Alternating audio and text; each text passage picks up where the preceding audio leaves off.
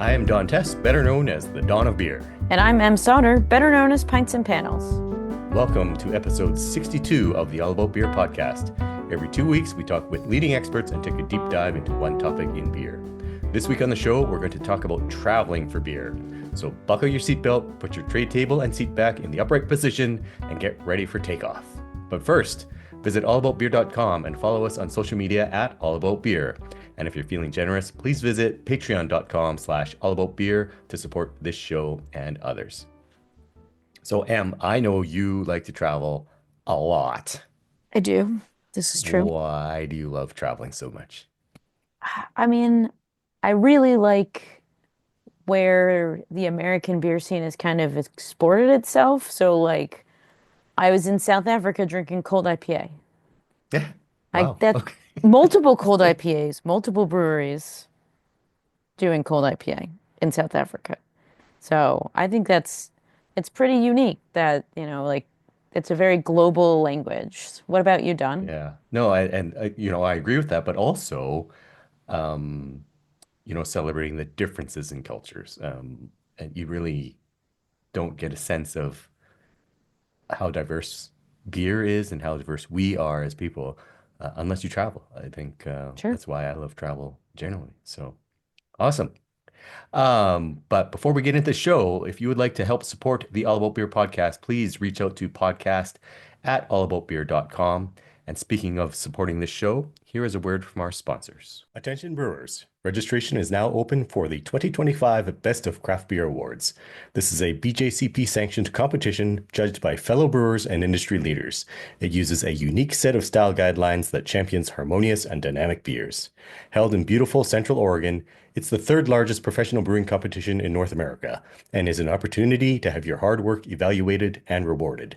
In addition to traditional and specialty beer styles, new this year is the hop water category. Register your beers through January 31, 2025 by visiting bestofcraftbeerawards.com/register. Don't delay. Learn more and get your beers signed up by visiting bestofcraftbeerawards.com/register. This program is brought to you by Sierra Nevada Brewing Company, where trailblazing runs in the family. From crafting a movement with their iconic pale ale to taking the IPA haze craze nationwide with Hazy Little Thing, it's an adventurous spirit you can taste in every sip.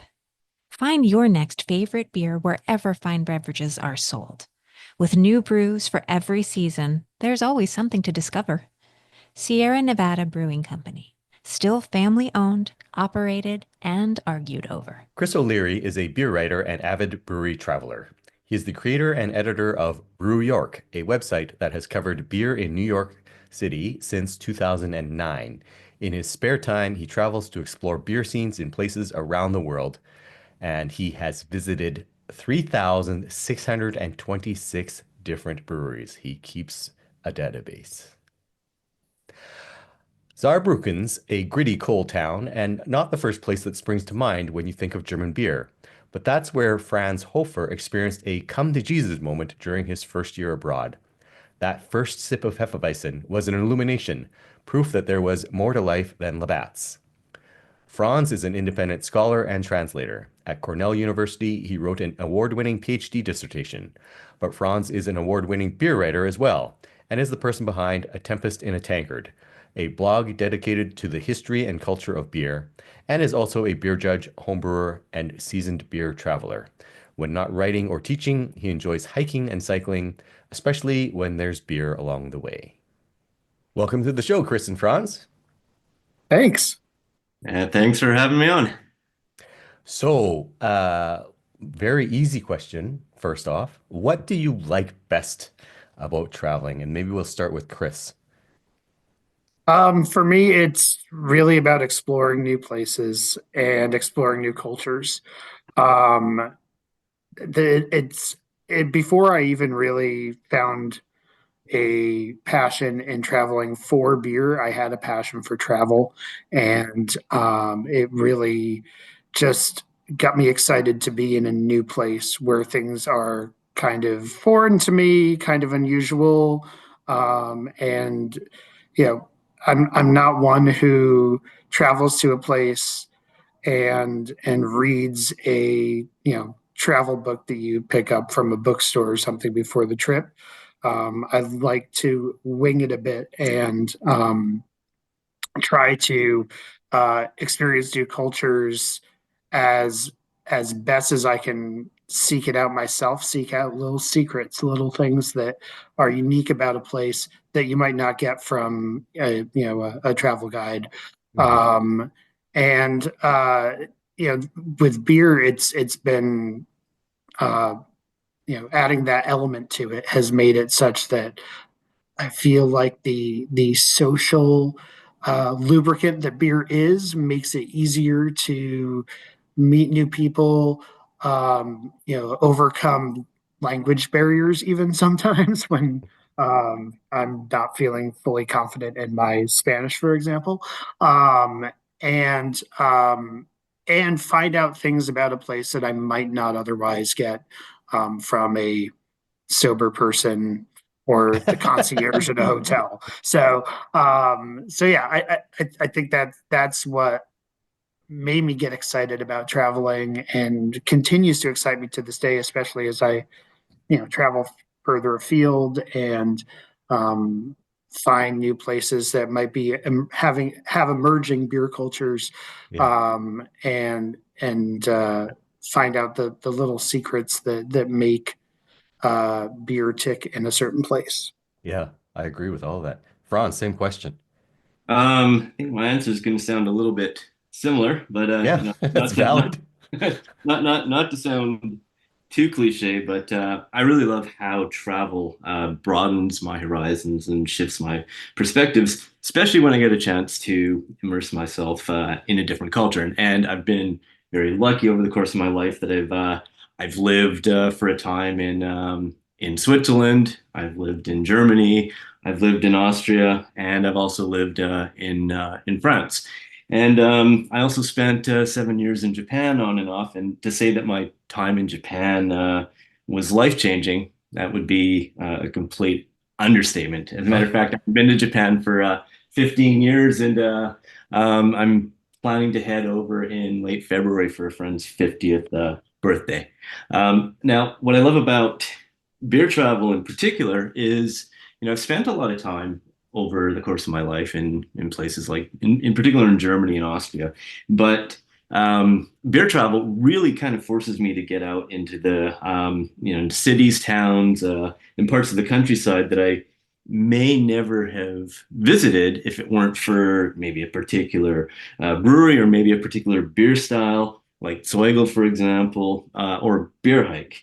And it's one of these things that for me, as I mentioned, it broadens my travel, broadens my horizons. I think it's also beer travel, like any form of travel. It can be transformative if you let it. I mean, for me, it's not only about discovering great beer, but it's the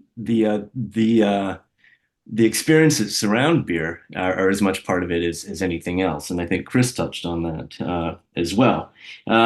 It also, it gives you a sense of, for example, if you travel to Europe, it gives you a sense of what an established or traditional beer culture can look like with its pubs, its beer cafes, its beer gardens, taverns, local festivals, and that kind of stuff.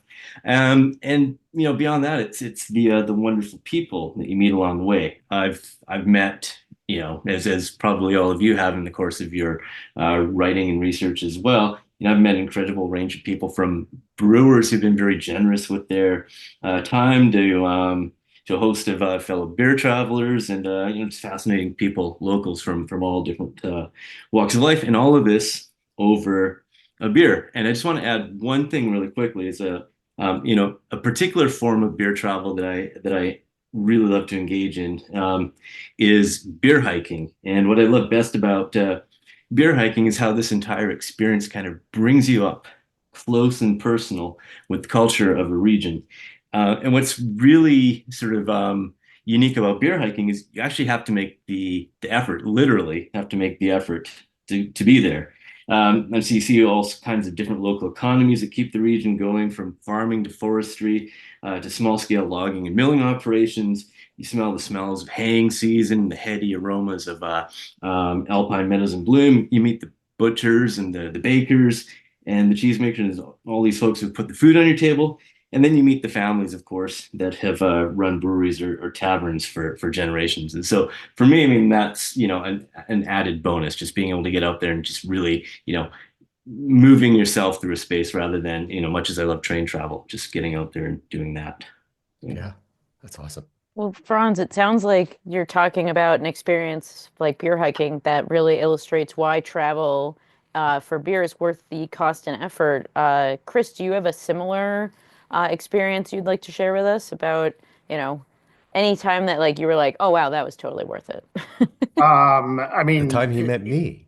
No, I'm just kidding. that is, I mean, that was wonderful. But I would say, I mean, just as citing a recent experience, I found out about a anniversary party for a brewery in the suburb of Taipei while I was visiting and sitting at a bar, drinking a local beer there, and ended up going to the party and having just a wonderful time where the folks at Ugly Half Beer went out of their way to make sure I was enjoying myself and getting an opportunity to sample all their beers.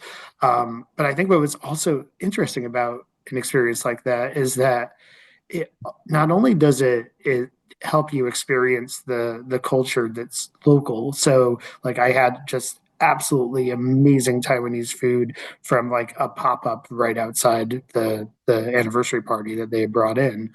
But also how beer really bridges cultures.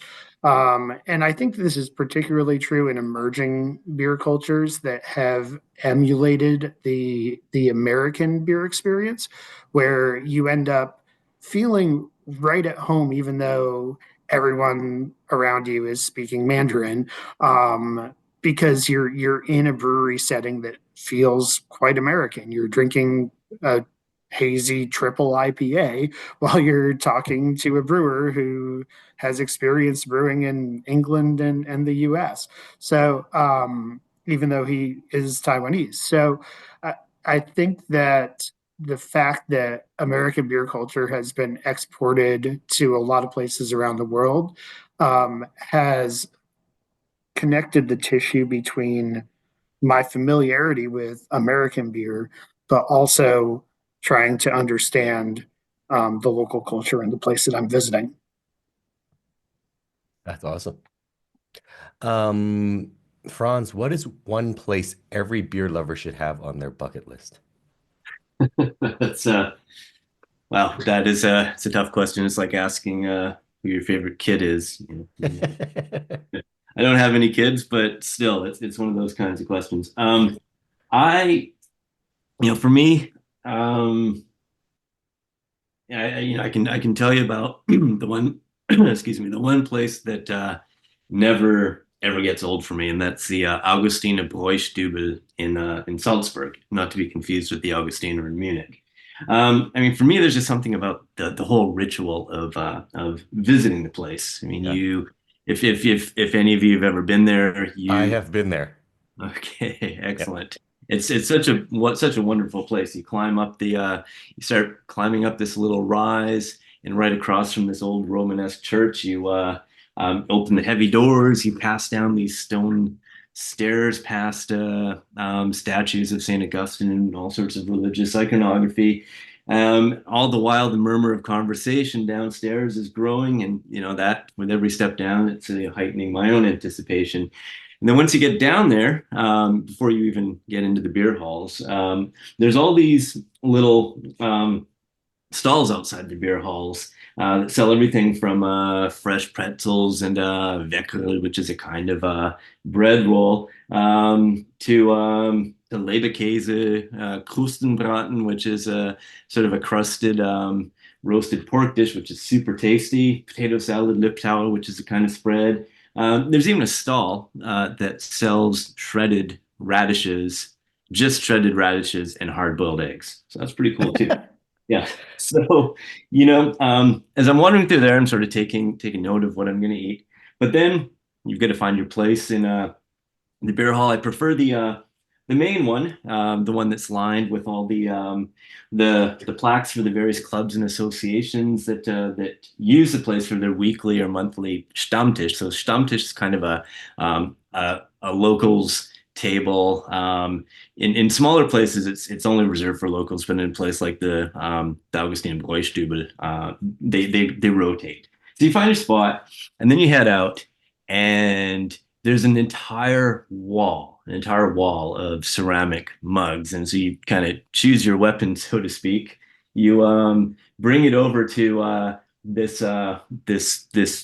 fountain, and you rinse your mug, pay for whatever you're going to get, whether it's a half liter or a liter, and then you go to one of two burly guys with these massive casks of beer in front of them to get your Märzen. And then once you get your beer, you head back and find your friends, bring your friends a beer, and it's one of these rituals. I mean, it really is kind of a ritual for me. It's something that I've done with friends since I worked in Salzburg as a sound and music tour guide during the 1990s.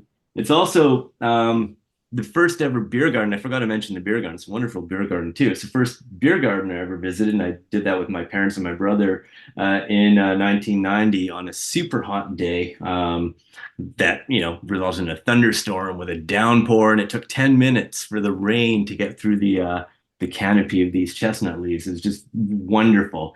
And just to sort of close the circle, my parents, my brother, and myself. So the third generations, I mean, we're not talking like generations of brewing or anything. We're talking about generations of people participating in certain rituals surrounding beer. I got to introduce my niece, so my brother's daughter, and one of her friends to the Augustiner last fall, so she could sort of see how this ritual sort of has woven itself around the Augustiner. So that was really, really a lot of fun. That's awesome. Chris, you have to top that with your bucket list item. Oh, it's hard to, when you have 3,600 breweries under your belt, it's hard to pick one or even one experience. But usually the ones I go to, as when people ask me, "Oh, what's your favorite?" I'm like, I can't pick one. Oh, okay, fine. Twist my arm. Probably Jester King outside of Austin, Texas. Nice. Just an incredibly beautiful place to drink beer in a place that makes beautiful beers. You're surrounded by the hills in Texas Hill Country. There's usually live music. It's just a wonderful place to drink. One place I went this year that I truly found special was Harvey's Brewery in Lewis, England. Oh, that place is so good. Oh my gosh, it was.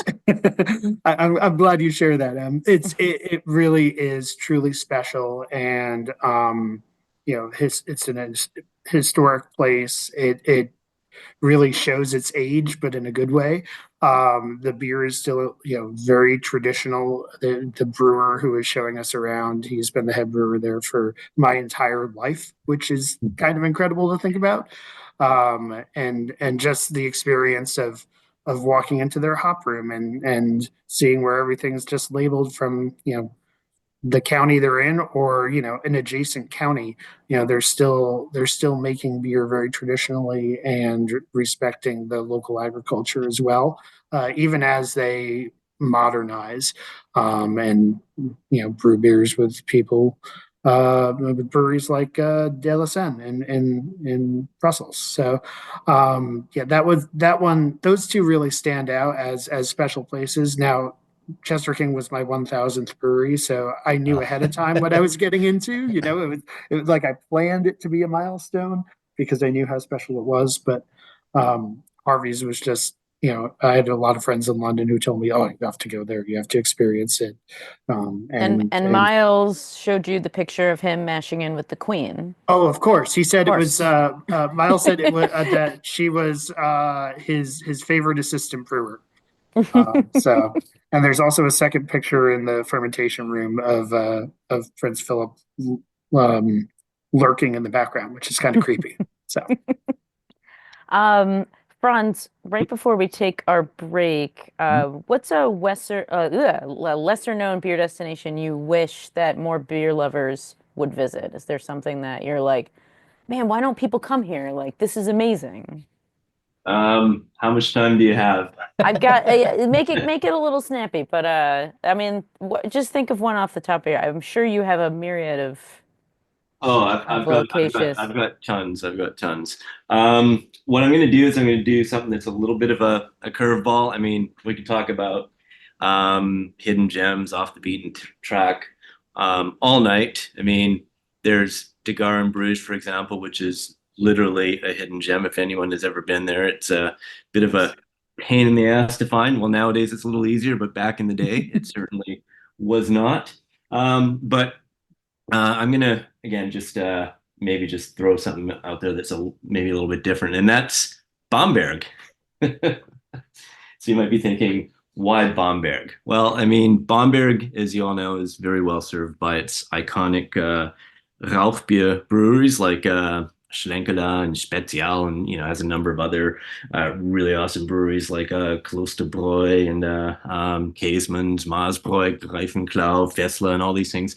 But it's this sort of this kind of almost an underground in Bamberg that not a lot of beer travelers ever really find out about it and find out about. And these are sort of like the like these old pubs and wine taverns that have kind of dedicated themselves to really good Franconian beer.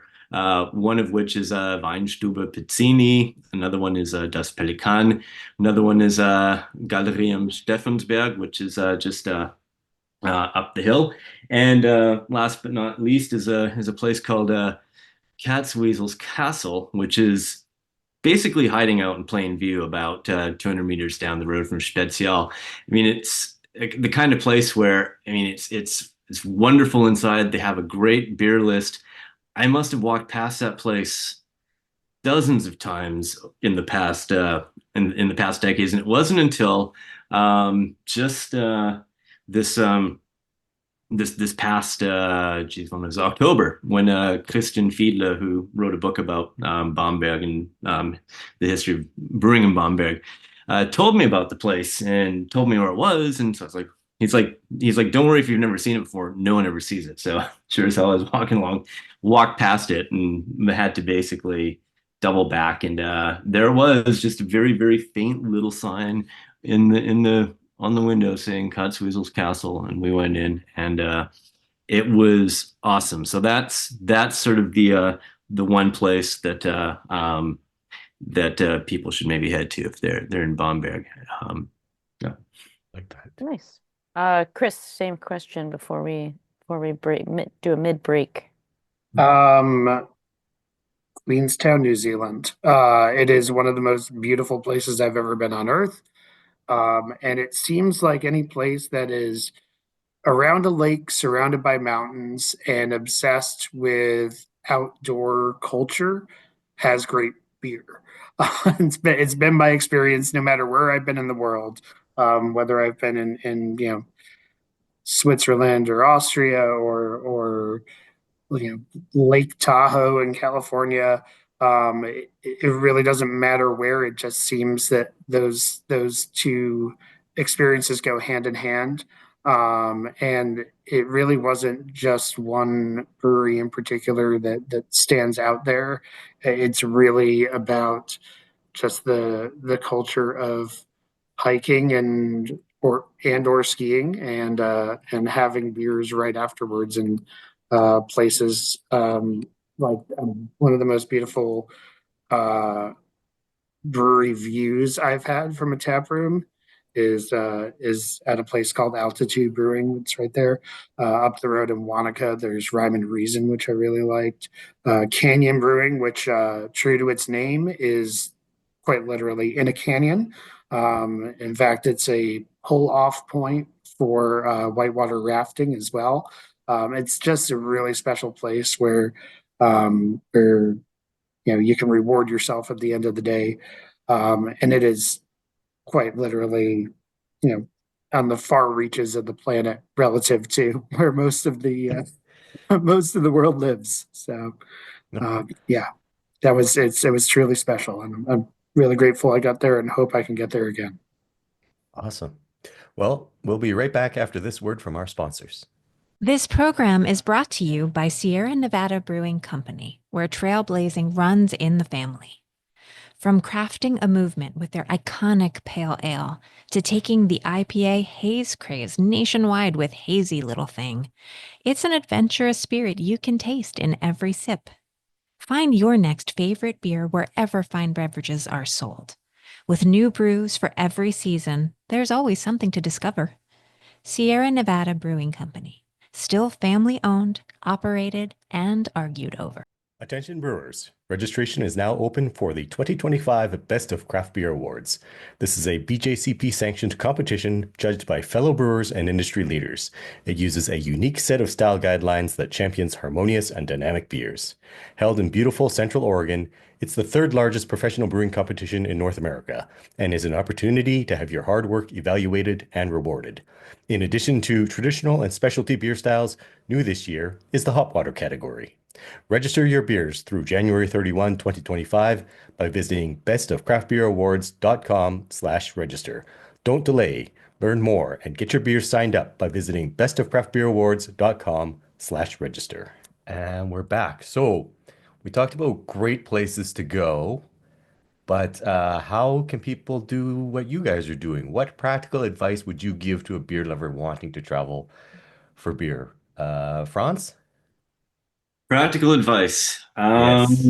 I would say, first and foremost, be open to letting the day or the night carry it where you will. You'll be amazed at what kinds of experiences you can have. Just this past, but a month ago, I was in Belgium and ended up totally unplanned, spending an evening with Carl Godot of Decam.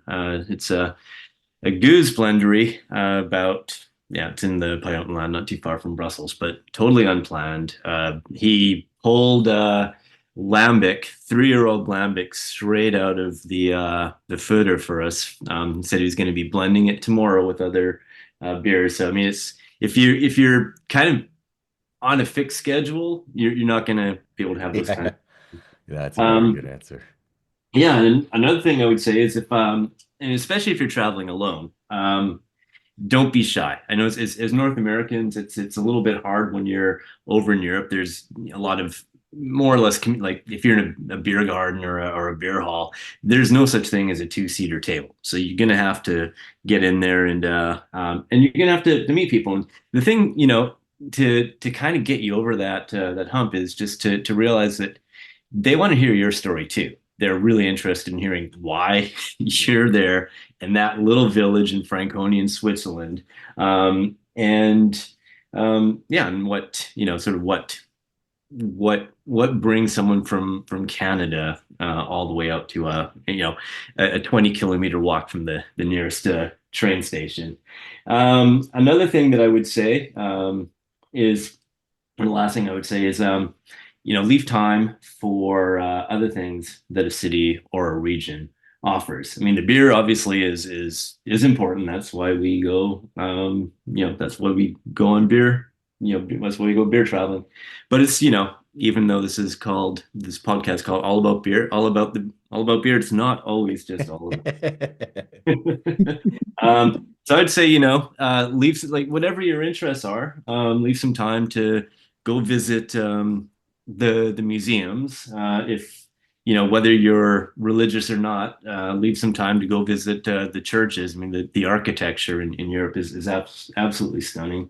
Or if you're in a wine region, say you're in Western Germany and you're in the Mosel or the Rheingau, go drink some wine. Or if you're in Piedmont, go drink some Barolo or some Barbaresco. Or if you're in Scotland, go drink some Scotch. Have some haggis. Yes. Then haggis too. Haggis is awesome. Love that stuff. But yeah, that's one. I like.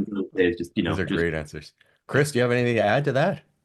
I mean, yeah, I think the apart from that, I'm struggling to think of anything that I don't normally do when I travel. One thing I do when I am overwhelmed for choice, I obviously I say that I don't research too much ahead of, I'm not reading like a tour guide, but I'm like searching to find out, what's the best brewery in town, what's the most established brewery in town. And a lot of times, especially in my American travels, where you're in a city that has 20 or 30 breweries, I will go to, first and foremost, I'll go to what's the most well regarded or best known brewery. And just ask the people around me, whether it's bartenders or just people sitting at the bar, hey, who else do you like in town? Who else should I not miss? And then that conversation will ultimately go to, hey, where should I eat while I'm in town? What's one thing I have to do here that like I absolutely can't miss? And again, that has to do with, don't be shy. But that is really that's really been my approach in a lot of places where I come with a loose itinerary, but the itinerary can change just on a whim based on someone's recommendation to me. Yeah. Totally. But not everyone has time though and money to travel extensively. Chris, do you have any advice on like economizing or finding good deals on flights and travel? Do you have like a website you use, or it's like I use Google Flights and I like set a bunch of alerts, but or are you just I know you're a Delta man, so maybe that doesn't matter, but No, it does. And honestly, like have some flexibility on where you're willing to go has been a lot of my approach to traveling economically is, if you carve out, a certain weekend or week to go somewhere, um, don't have your mind set on one place and just keep tabs on where you might find the best deal to fly to. Have some flexibility. So like later this month, I'm because it was about $500 cheaper, I'm flying into London for a trip and then flying out of Amsterdam. So it'll give me time to explore in between too. Um, and and it gives me, the flexibility to, based on, costs of accommodations, decide how many days I spend in London and how many days I spend in Amsterdam or how many days I stop in Brussels. Have that flexibility. I know a lot of people don't necessarily have that flexibility, whether it's based on dates or destinations. But if you do have that in mind, just keep your options open. And yeah, I do have alerts set up for good deals for the places I really want to go. Ultimately, those don't always work out in my favor because they're like, "Hey, we found a great deal, but you have to leave on a Wednesday and come back on a Tuesday." And I'm like, "I have a day job on top of this. I can't just skip away for." Also, I don't want to spend a week in Lubbock, Texas. no. No offense to Lubbock, Texas. Yeah, It yeah. was great, but I did it in a weekend, so it was. Brian, same question or anything to add? Yeah, because I'm typically flying over to Europe, and I need to be in a particular place. But that doesn't mean if you're traveling on your own that that you shouldn't be flexible. I mean, there are a number of ways to sort of do that. Like what I start doing is I look, I use Google Flights as well, and I look well in advance just to sort of get a baseline of how much a flight to a particular in and out of in out of a particular city to a particular city, how much that's going to cost. And then I play around with different departure cities, here in Oklahoma, whether it's Tulsa or Oklahoma City, and different arrival destinations. So just I had to go. Well, had to. No one forced me. It was my friend's 50th birthday, and he was celebrating it in the south of France. So, of course, I also needed to or wanted to head over to Germany. So I flew into Munich, and then just for the hell of it, I plugged in departing back to the U.S. out of Paris. And to my surprise, the return flight, open jaws into Munich and out of Paris, was only $900, which was pretty crazy.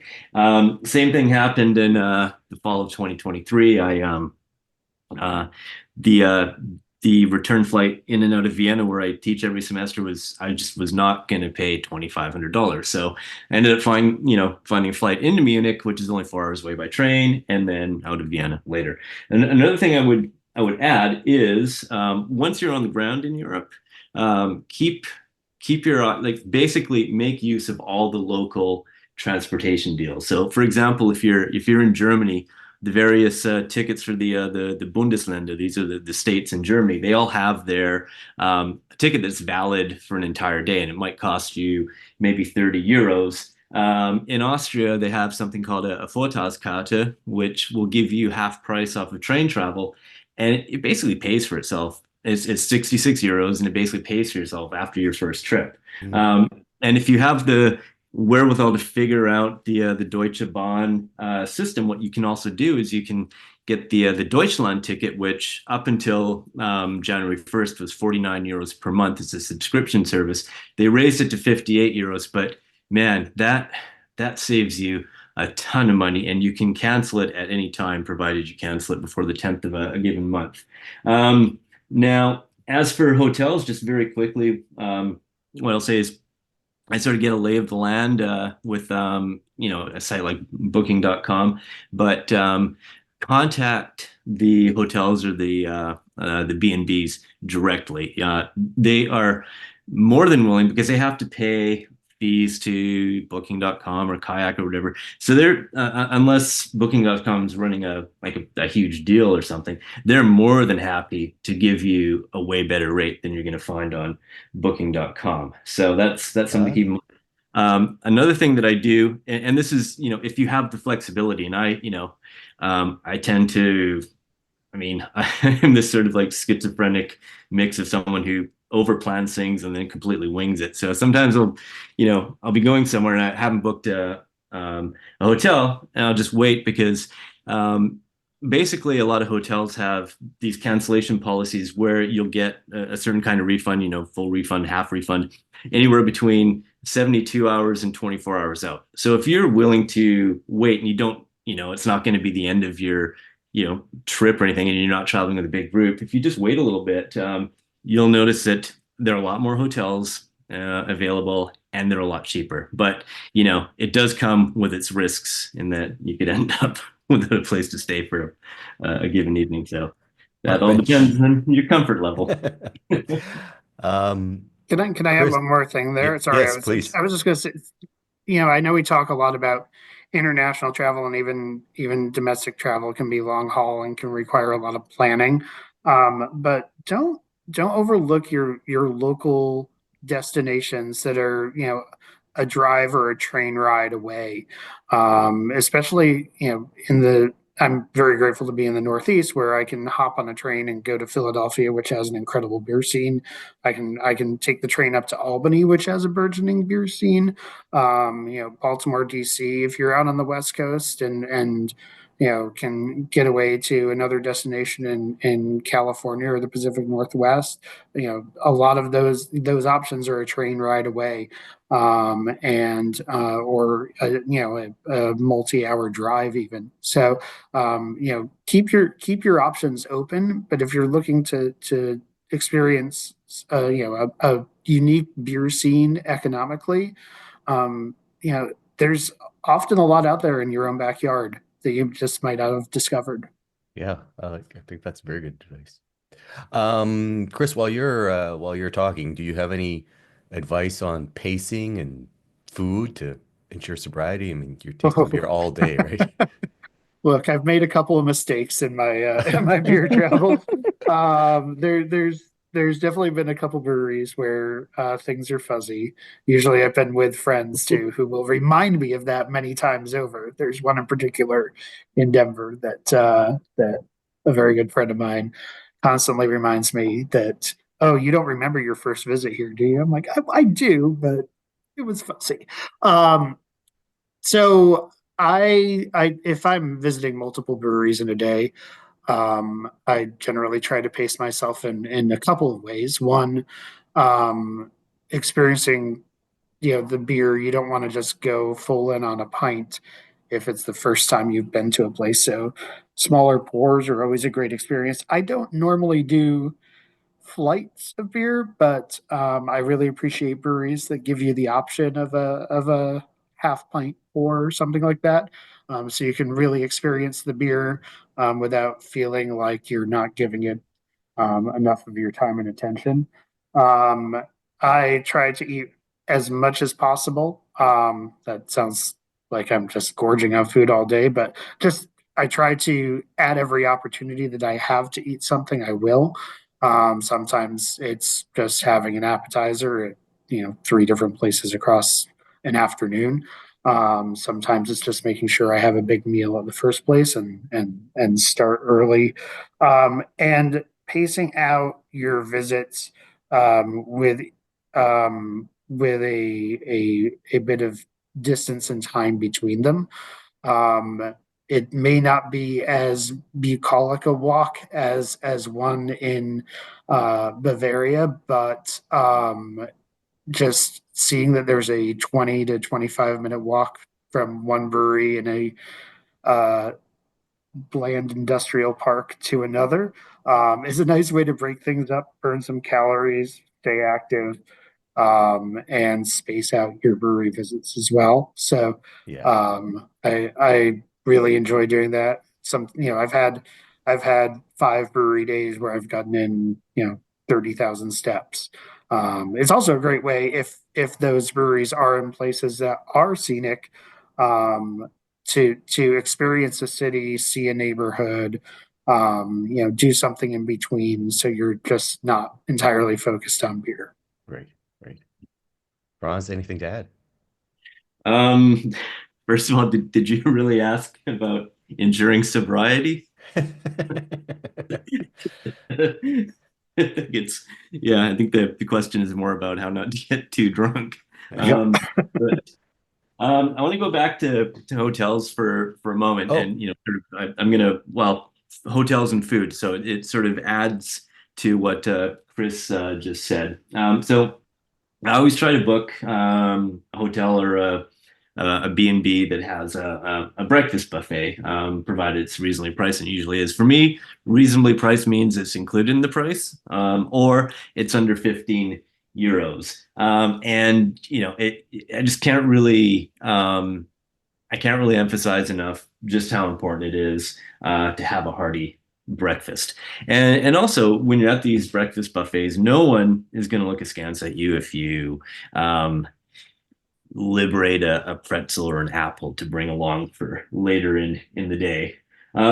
So food, it's absolutely important. So the local food in a place like Belgium or Central Europe, it's going to provide all the ballast you need for your beer. But you'll also, as Chris was saying, you want to eat probably more than you normally would. I always pack a snack, a power bar in my backpack, trail mix. It's always there. And Another thing is just, especially if you're traveling for a longer period of time, and in Central Europe, it's hard when you're going out and eating in a Wirtshaus or a Brauereigaststätte, a tavern or whatever. It's really hard to get veggies. So you're gonna have to make a conscious effort to eat your veggies and to get some fruit. So salad every now and then. Don't think it's ever done the immune system any harm. One last thing. Chris was absolutely right in terms of like pacing with beer. I always order the smallest size available, or in Central Europe, including the Czech Republic, they have this wonderful tradition called the Schnitt, which is basically it's meant for your last one for the road, but they'll give you a half pour just opening the tap all the way, and it's a lot of foam, but by the time the foam settles, it's a little bit more than half a pour. So that's worth keeping in mind. The last thing, and this is another thing that I can't emphasize enough, especially in terms of, when you're going out for beer hiking, is, I always say rule number one, rule number two, and rule number three: stay hydrated. Mhm. You have to, keep drinking that water. If you're on a beer hike, you might be off. If you have too many, say, Doppelbocks, Bock beers, whatever, at a particular guest house, and you need to make it up over a mountain to the next guest house, or maybe to the train station or a bus stop, you can't call a cab. That's on you the whole way. So that's something, to keep in mind. Water and food is your friend. So that's how I keep from, how I keep going. And it's, I think it's fairly fairly sound advice. Yeah.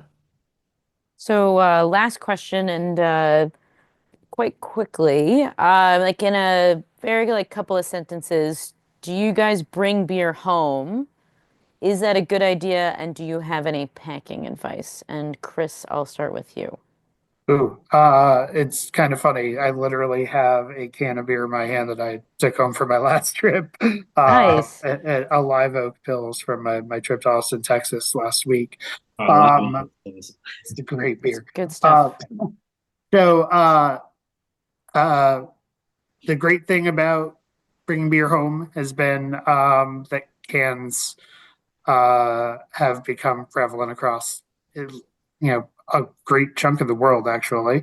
And so I have probably lost a total of 2 cans in checked luggage, in many, many hundreds of cans of beer being packed in my luggage. And usually I try to make sure I packed smartly around it to make sure that it's nice and snug in there and isn't going to get poked. And usually it's just been that it's been not properly treated in the packaging. So as far as bottles go, bring beer sleeves, or really, let's be honest, they're wine sleeves, but there's no reason they can't be used for beer.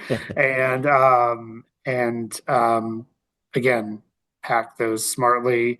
Just make sure everything is nice and snug, and have a good hard shell um, bag that will not get poked and prodded. Yeah, I've had very good success in bringing beer back from my travels. So, just pack like you would pack something, anything else that's fragile that you're bringing back from a trip. Nice. And Franz, same question? Yeah, I always bring stuff back, and it is absolutely a great idea. Just yesterday, I got home a few days ago from Vienna, and was having some friends over yesterday, and found a Westie 12 in the back of my fridge that I'd brought back from another trip. Forgot I had it. But it's yeah, it's easy enough to do with a little bit of planning. Chris mentioned the wine jackets or wine sleeves. They're great, and you can find them online. Basically, they have they're padded, and they'll seal so that if something does break, you're not going to get it all over. The last thing you want is like a goose all over your clothes. That's not the nicest thing in the world. I've never, in all my years of traveling, I've never lost a bottle to breakage. What I do is, in addition to the wine jackets I bring over, I buy bubble wrap, and I cut it into pieces that are large enough to roll, 375 ml bottle, or even a 750 ml bottle if I'm buying a bottle of goose or a bottle of wine or a bottle of scotch. And then we've got the wine jackets. Just pack it really, really carefully. I don't have a hard shell suitcase, but that's when your fleece comes in handy, or your extra pair of pants, all that kind of stuff. So yeah, it's just a matter of just having keeping in mind that you probably are going to want to bring some stuff home, and just a little bit of bring a few things along with you ahead of time. And you'll if you just spend a few extra minutes on it all, you'll be fine. And and you have all these wonderful memories when you get home. Nice. Awesome. This is great. Thank you, Chris and Franz. Before we go, Chris, can you share your social media handles? Sure. I'm brew_York on Instagram, brewyork.beer on Blue Sky. Brewyork.beer is also the URL for my website and how you can subscribe to my newsletter, where I talk about both New York City beer and my travels for beer beyond there. Awesome. And Franz, your social media and newsletter?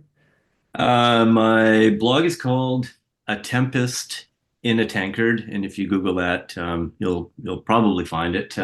It's a Tempest in a Tankard .com, all Tempest in a Tankard, all one word.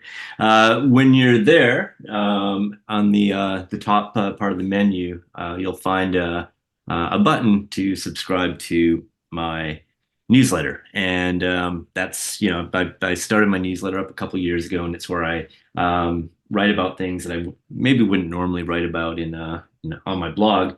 I also have a website, franzdhofer.com, all one word, FRANZ DHOFER, yes, I'm Canadian. And Instagram, Tempest in a Tanker, you should be able to find me, or just look for Franz D. Hofer. I'm not on Blue Sky yet. That's on my agenda, because I'm also more or less no longer on Twitter. So Awesome. that's where you can find me. Also, I'm on Facebook for the time being, although with recent announcements, I may not be on there for much longer either. Awesome. Thanks, guys. Yeah, thank you guys Thank so you. much. Thank you. Cheers. Prost. Cheers. This is great. Totally enjoyed it. So, Em, Yes, you travel a lot. You know a lot about travel. Did you I learn do. anything? I did. I think it's great. I did, and I agree with a lot of what they Yes. said. That was more, yeah. The I whole will, time I'm like, yep. I will say, if you are packing a suitcase, pack an extra towel. Ah, That's what I do when I bring beer back. I always like a beach towel. Put that in the middle of your suitcase, and then put the beer in that, and then build around that. That's usually my go-to when I come back from somewhere. yeah. But yeah, it was fun to just, everyone has a good beer travel story. And it's fun to talk and listen to other people's, like the Taiwan beer scene. Like it's, Yeah. going to Salzburg. Like there's just so many great beer stories, and they're so much fun to share. Yeah. Yeah. Get out there, everybody. But first, please visit allaboutbeer.com and follow us on social media at allaboutbeer. And if you're feeling generous, again, please visit patreon.com/allaboutbeer to support this show and others. If you have questions for the experts, please email podcast@allaboutbeer.com. That's also the email for feedback, suggestions, or to tell us about the great trip that you went on recently. And to inquire about supporting this show, also email us podcast@allaboutbeer.com. Em, how can people reach out to you? I am at Pints and Panels across all social media, and my website is www.pintsandpanels.com. What about you, Don? I am at the Dawn of Beer on X, Threads, Blue Sky, and Instagram, and people can drop me an email at dawn@thedawnofbeer.com. If you enjoy this show, please share it with your friends, post about us on social media, tell us about a great trip that you went on, like and subscribe to the show, and please help us spread the word of good beer. Here's a final word from our sponsor. Attention brewers, registration is now open for the 2025 Best of Craft Beer Awards. This is a BJCP sanctioned competition judged by fellow brewers and industry leaders. It uses a unique set of style guidelines that champions harmonious and dynamic beers. Held in beautiful Central Oregon, it's the third largest professional brewing competition in North America and is an opportunity to have your hard work evaluated and rewarded. In addition to traditional and specialty beer styles, new this year is the hop water category. Register your beers through January 31, 2025 by visiting bestofcraftbeerawards.com/register. Don't delay. Learn more and get your beers signed up by visiting bestofcraftbeerawards.com/register. This program is brought to you by Sierra Nevada Brewing Company, where trailblazing runs in the family. From crafting a movement with their iconic pale ale to taking the IPA haze craze nationwide with Hazy Little Thing, it's an adventurous spirit you can taste in every sip. Find your next favorite beer wherever fine beverages are sold. With new brews for every season, there's always something to discover. Sierra Nevada Brewing Company. Still family owned, operated, and argued over. This show is produced by All About Beer. Visit allaboutbeer.com for articles, notes on this show and others, and to connect via the newsletter and social media. Cheers. Cheers. Buckle up.